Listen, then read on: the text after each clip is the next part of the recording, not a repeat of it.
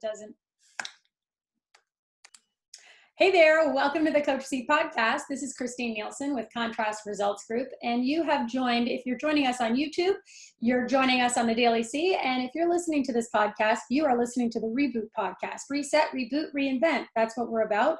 Leadership transitions, shifts, how to build your business, make it more incredible than it already is, and how to create the leadership impact that you want to create. So that's enough about us. Today, we have a really special guest all the way from Edmonton, Alberta. Jesse Hill is the president of Tier 3 IT Solutions. And every one of you who is listening to this, I know that you probably at some point are challenged by some of your IT solutions that you either have in your business or don't have in your business and you need. So we've invited Jesse to talk about what's happening well, it's not post-COVID. We're still in the middle of coming through COVID. We're in a pandemic. And really to discuss kind of, number one, his entrepreneurial journey as a business leader in Canada. And then number two, to talk about, some of the things that are happening that he's seeing and how he can help his companies and his clients. So welcome, Jesse. How are you? I'm good. Thanks for having me, Christine. I'm happy to be here. I'm very happy that you were willing to join us. Now, my biggest first question is when everybody talks about IT, there are so many things that could actually mean, right? So it means a variety of things, but what does your solution mean for your business perspective? Well, so good question. And to us, I think the way that we approach it is probably a little bit different than what a lot of traditional IT companies do. I mean, we've been doing this for 30 years. And the reality is that our industry and our business at times has been very, technology first. And we would bring a new technology solution and ask the business to adopt it and adapt to the technology. Right. And what we've really done the last 2 years is we've realized that, when you break it down, technology is a tool. It is meant to, enhance your operations and efficiency and effectiveness and all of those types of things. And if we don't understand what the business is trying to accomplish, how are we even managing technology? So the way that I describe it to clients is I say, if you were going to bring your leadership team together and sit around the boardroom table and talk about where the business is going to go in, 6 months, a year, 3 years, whatever that horizon is, you'd have sales and marketing, you'd have operations, you'd have finance, you'd have HR, right? Because those are our core business pillars. Technology deserves a seat at that table. Right. If it's not a core part of your business and how you're anticipating your move forward, you're probably missing something because it's going to be very reactive if we're just constantly being told, well, the decision was made 3 weeks ago at our leadership team, and now we need you to do this thing. Well, technology should be there helping guide those conversations. And so I love that. So first off, I applaud you for having that be your mandate. Because so many times I'm helping companies build, and you're right, IT solutions, IT frameworks, IT visibility isn't at the decision-making table. And they lump it in with operations. Yeah. And it's, operations is not IT.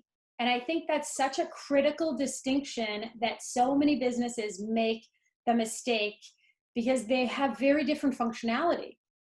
Yeah. And you were speaking to that. So unpack that a little bit more for an entrepreneur or business owner who is, working on building their business.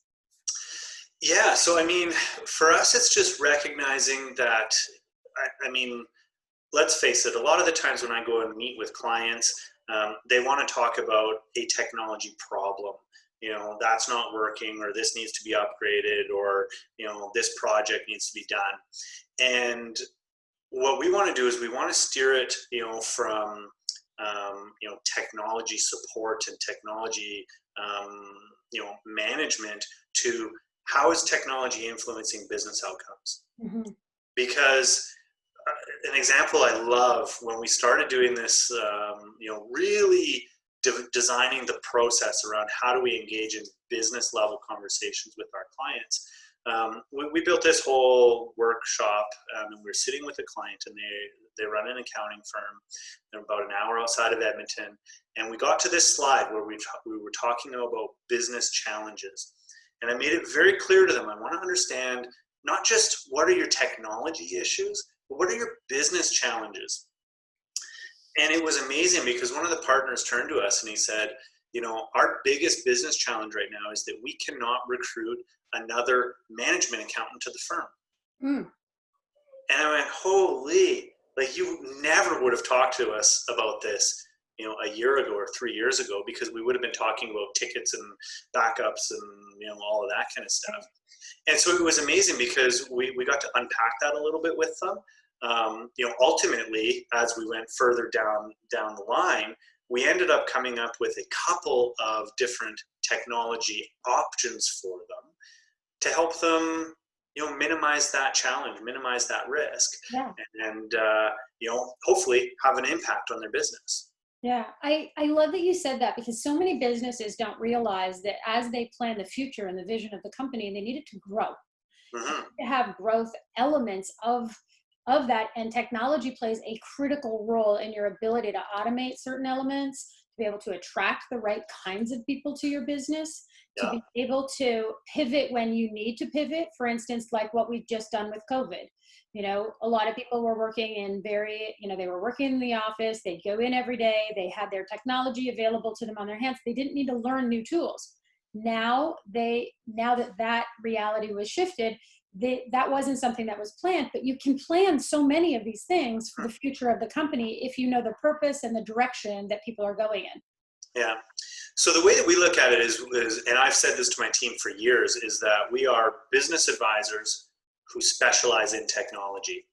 So the cool thing about this one example is that when we got down to it, you made a comment about attracting people. Well, when we got into it, we found out this was an accounting firm that didn't have a web page. Like, this is 2020 and they're an hour outside of Edmonton, and we go, okay, so who are you trying to attract? Because my assumption is you want them to move from Edmonton. They're probably in a certain age range. They're articling at one of the big firms, and they've hired a headhunter. Well, that headhunter is probably representing other firms. And so they walk into they send these people an email and say, hey, here's 5 firms that are looking to bring on a management accountant. You might be able to be a partner one day. What do you think the first thing they're going to do is? They're going to hop online and they go, okay, well, that firm doesn't exist. So I have no interest in moving an hour outside of town to a firm that doesn't exist online. And so that was a good example of, we are not web designers.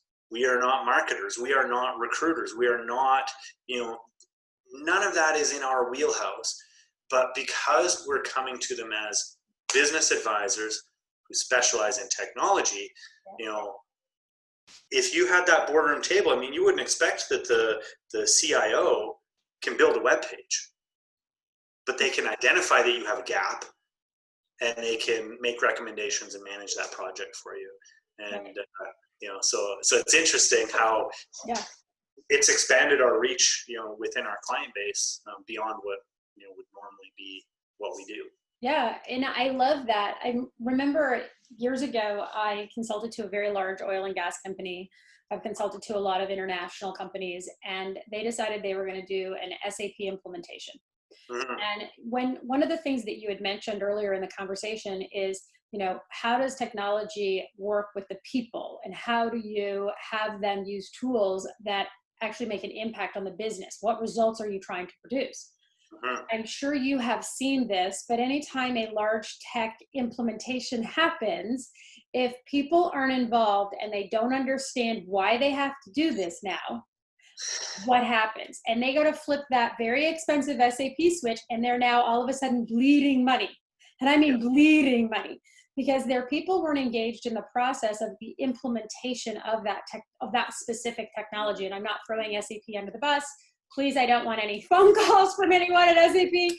But if you're not engaged in the process and you're not cultivating a live understanding of why we're doing this tech shift, or why we're implementing these systems to support you to be able to do your job, where have you seen that? Oh, 100%. And that's, I think, one of the things that A lot of people are afraid that technology, we always talk about how automation is going to replace so many, what percentage of the workforce, go to will robots take my job or steal my job.com, and you can find out, that if you're an accountant, there's a 98% chance that robots will be able to do your job.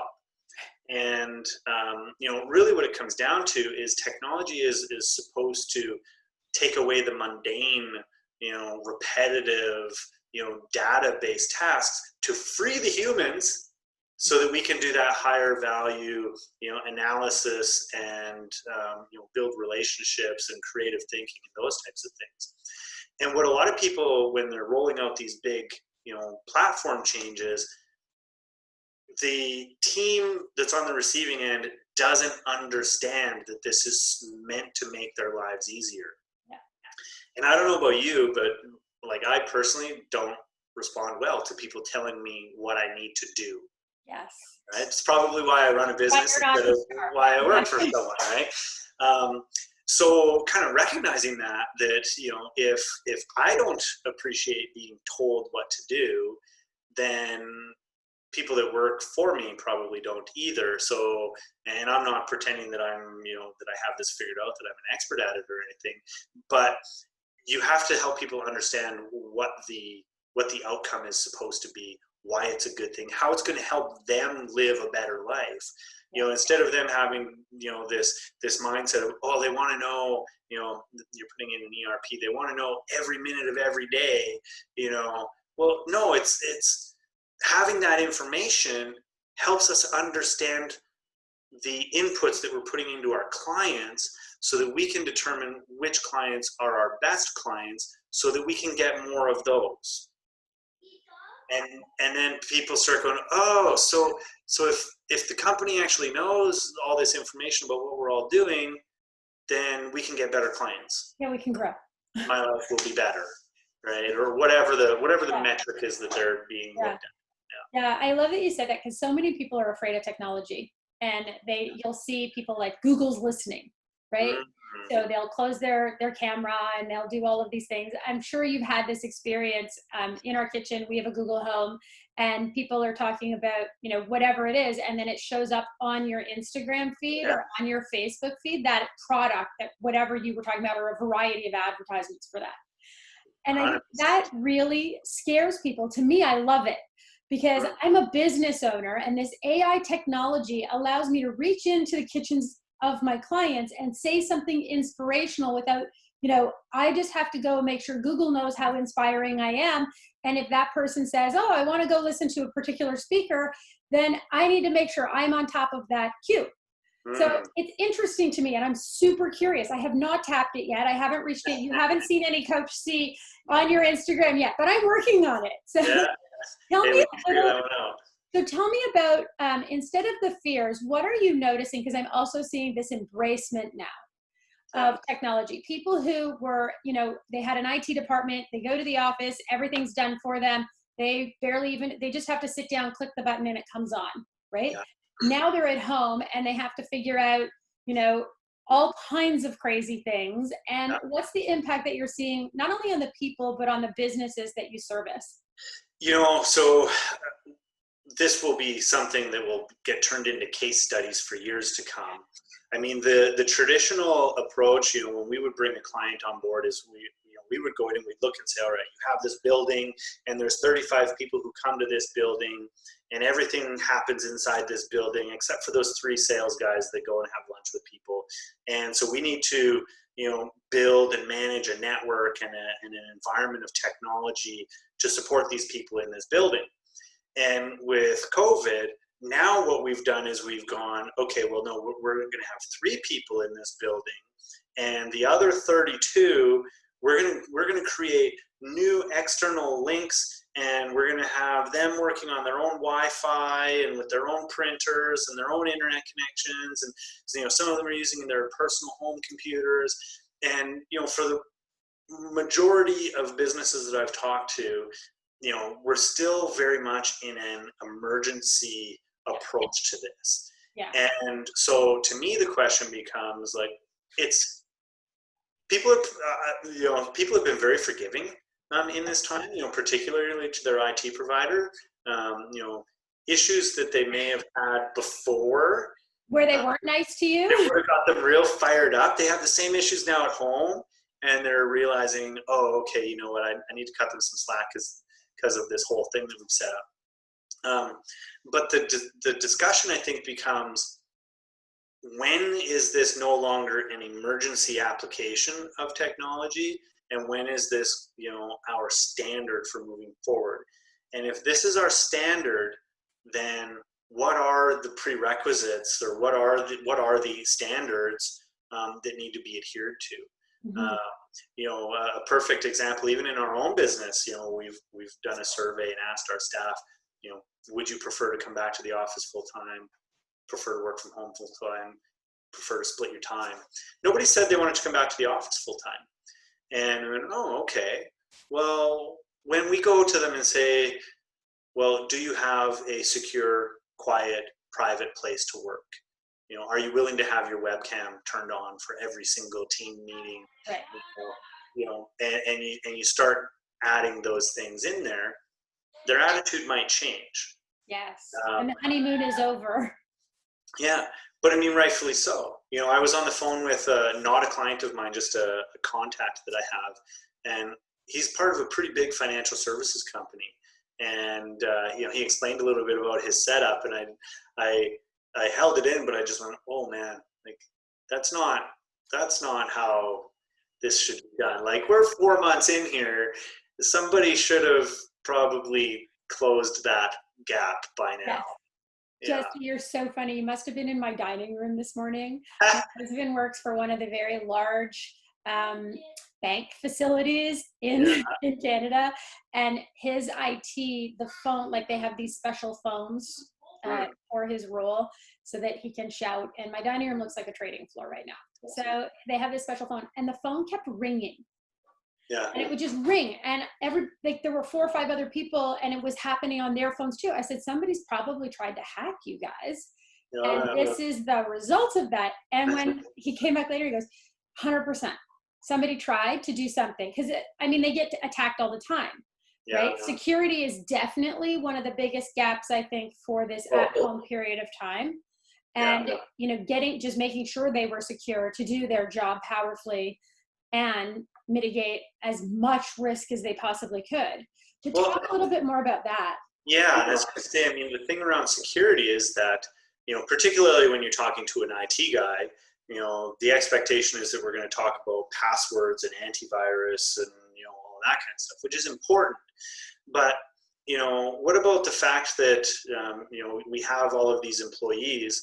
So actually this financial services guy, he was, sitting in his home, having a conversation with me, and one of his roommates gets up off the couch that I can't see, and wanders off into another room over there. Right. So, okay, so this guy's handling millions of dollars in transactions.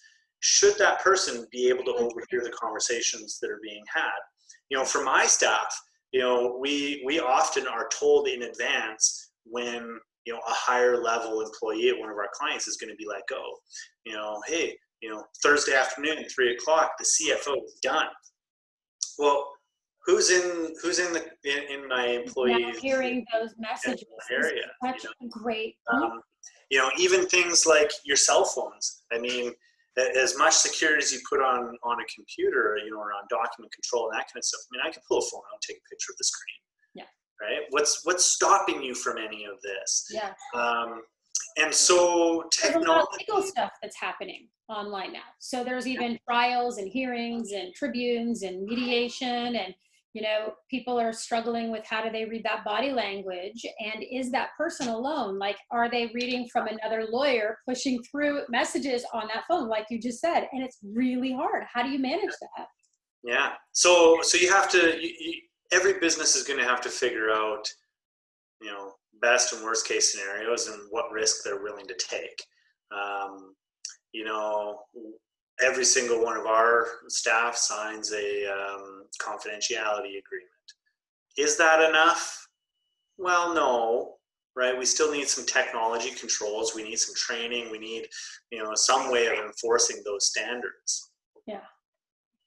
I think that's such a fascinating thing because now a lot of the NDAs that you would have signed with your employees before will Mm, include a lot more based on now this whole pivot, right? So you just sure. made a great point on risk of, mitigating risks and what are those new contracts going to look like? And do you have to go back and have now, like, okay, if you're going to have a hybrid model and you're going to stay at home for a certain period of time, you have certain protocols, as you just said. So I'm sure you're busy working on helping your clients figure out what those protocols are and how to fix some of those things. You're grinning. Well, Okay, that's a new service offering for the company. yeah. I mean, the reality is, small, medium businesses are the ones that we work with, and Yeah, I mean, just like us, there's room to be done on all of that stuff. yeah, Um, and I mean, even though we're 3 months into this, it's still very much a reactive situation. yes. Um, and so businesses they're all, I just met with a medical clinic this morning, and I mean, cost is their absolute number one concern. Yeah. I walked around, I didn't even touch their computers. I walked around and pointed out probably 4 Health Information Act infringements, without even touching their computers. Yeah. And, I'm recognizing that you actually have an act that tells you what you have to do. And I can tell you that you're not doing it. And still their concern is price. Yeah. So you go, okay, we've got to strike a balance here between, compliance and security and cost. So it's interesting. So I mean, if medical offices, which I think do okay financially, aren't making the investments, how would we expect a manufacturing facility or a home builder or something that isn't regulated to be living up to those levels? Well, you point to a great thing because often people will come to me for coaching after something bad has happened. Oh, okay. And they come when they're in pain. Sure. So the minute they didn't comply to that act and they're now in trouble, Mm-hmm. by whomever is the regulation body of that, that's when they'll come to you and they'll be like, fix it and we'll pay anything. As Yeah. opposed to if we had have done it in the first place, you wouldn't have the problem and you wouldn't have the pain. So I think that's really important as entrepreneurs for all of us to look at our business and go, okay, my business is an investment. What are the pains I don't want to have? What do I want to avoid? And have your your IT company and solutions help you solve some of those problems before you get to a problem. Because it's way more costly at the other end of it to solve it Yeah. than it is in the forefront. Yeah. I think it's a smart investment. And I think people need to make that mindset shift that you're going to help them avoid really costly and expensive mistakes. Well, yeah, and I mean, you're using the word investment, and that's one of the things that we talk about, internally. What is a good client, right? And I mean, obviously, we want clients that treat us well and pay their bills on time and follow our recommendations and all of those types of things. But a lot of it has to do with mindset too.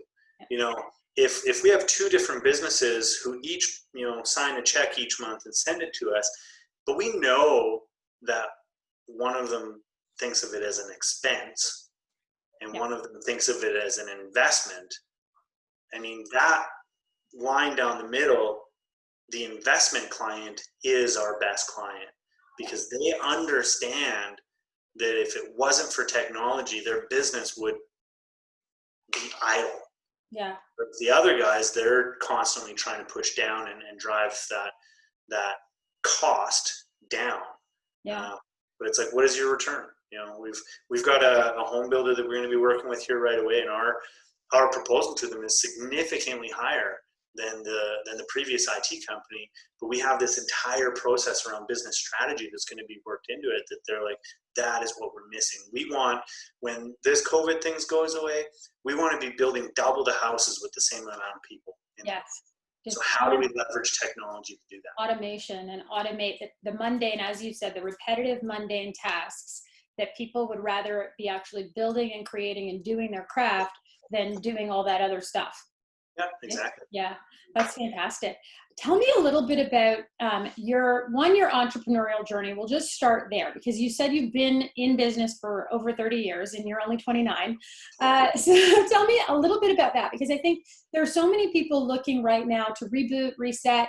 What kinds of companies should they be buying? A lot of people are looking at technology companies to purchase as they reinvent who they are. So maybe share with our audience and with me a little bit about your personal entrepreneurial journey. Why did you start Sure. this? Sure. So I didn't start this. So I'm second generation in this business. Ah, So my parents started it, when I was 9, and so I've worked in this business one way or another since I was a kid. There was a point in time where if you called in and my dad was out doing things, you might have gotten help desk support from a 12-year-old, in his basement.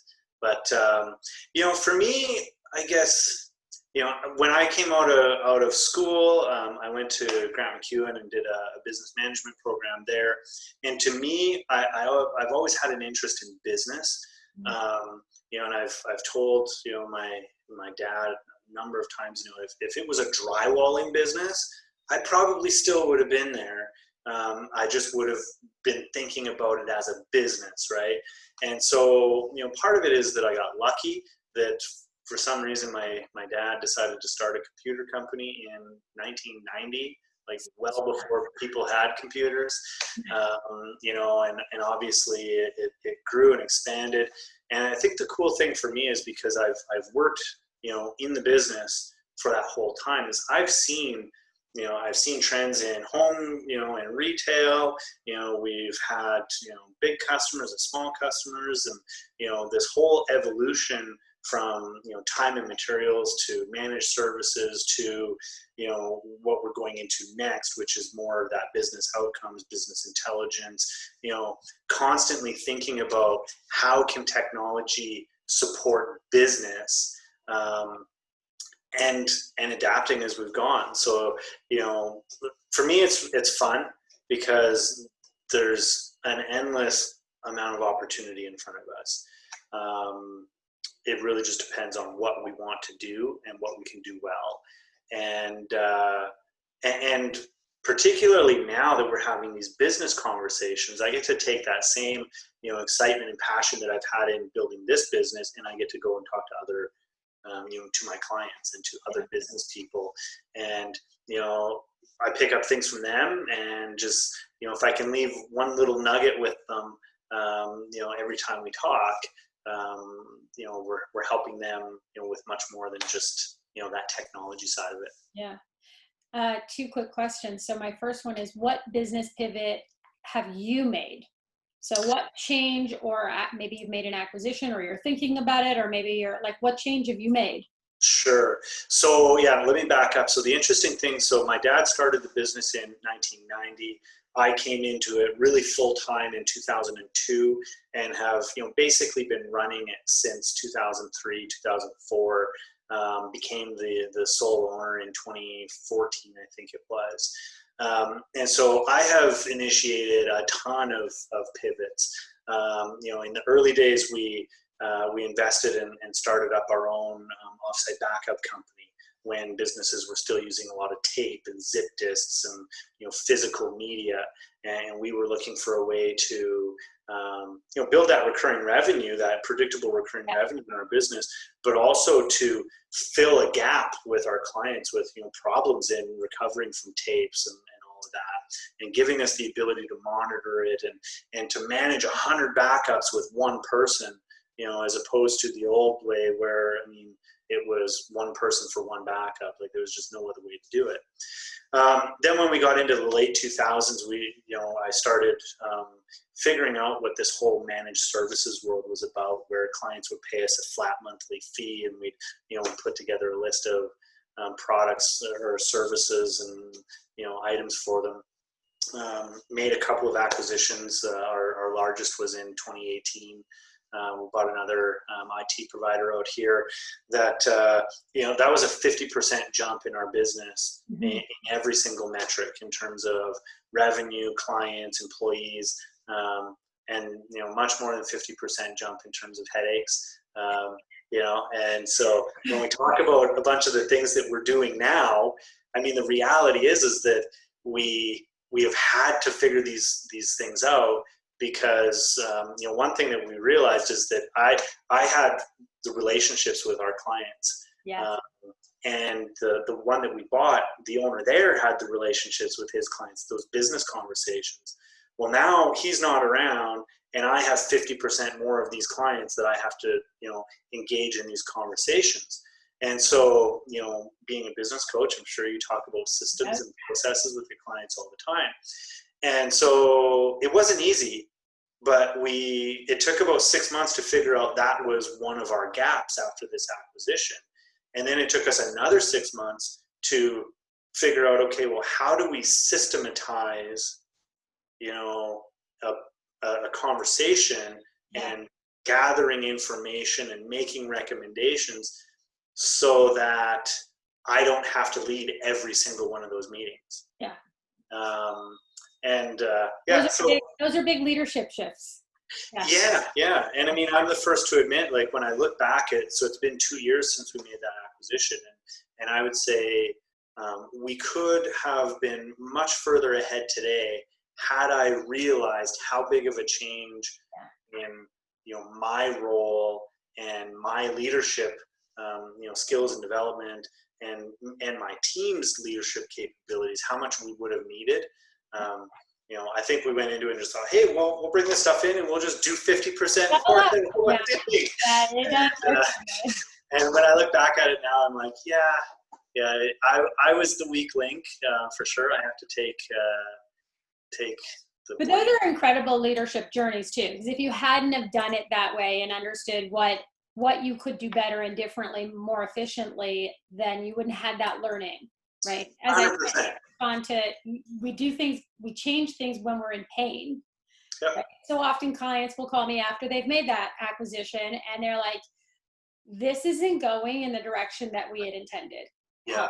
And we do that as well. So we do a lot of coaching and bringing the culture of the organization to a new culture, because what happens often when you buy something, people who feel like they were the ones that were bought, they feel less than, and they feel displaced, and then there's all kinds of bad human behavior that tends to show up in there. I'm sure you lived it, and you're like, why didn't we meet before, Christine? Next time you make an acquisition, I know you'll call me. Well, the worst part about it is that before I made the acquisition, I actually I called a forum meeting with a bunch of my contacts. So I had a lawyer, an accountant.